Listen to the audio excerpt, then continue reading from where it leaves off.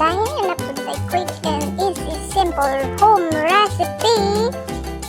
Easy to prepare, easy to cook. So, mauni ang mga ingredients, laman, humbay, ahos, luya, atso, o supi na sigis dahon, then ulo sa pasayan, kulikot, green na sigis dahon, lawas sa pasayan, mushroom o sapaw sa mushroom. Ayaw ilabay kay gamit na gamit.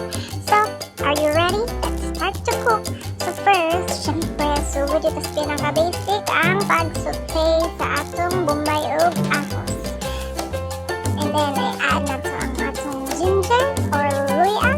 Grated ginger, kamo ni bahala sa inyong diskarte. O karon i-add na po na to ang atong pasayan. O dato na siyang halo-haloon. Dili, i-add na ako daan ang atsalya para ang iyang kahumot mo tuhok sa atong pasayan.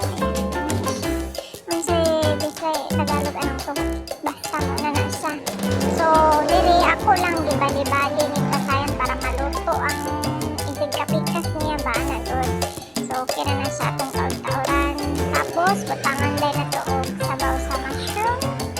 And then, ng oyster sauce. Oyster sauce is lahat. Ang paminta og parsley gamay og toyo.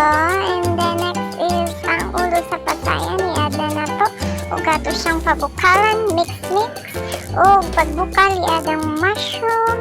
Tapos, i-add ang kulikot, baby. Lamig kayo, halang-halang. Anong add sa atong kulikot at isang taon-taon o pabukalan. And then, after, batangan ng cornstarch. And then, taon-taon gamay. O, ready to eat, ready to serve. Wow, kalamian ni a must-try recipe. Go na go!